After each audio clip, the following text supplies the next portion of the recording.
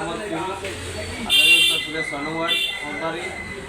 আমি কিছুদিন যাবৎ বাইরে ছিলাম। আমার ভাগ্নির বিবাহ হয় পারিবারিকভাবে।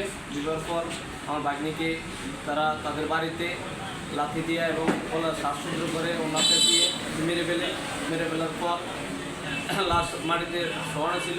ইউনিয়ন চেয়ারম্যান সেটা পরিদর্শনে গিয়েছিল, দেখেছে এবং সবাই পরবর্তীতে আমার ফ্যামিলির লোকজন যায়, সেখানে যায় দেখে। তারা দেখার পরে এটার জন্য আমরা কোনো জায়গায় কোনো সুস্থ বিচার পাইনি।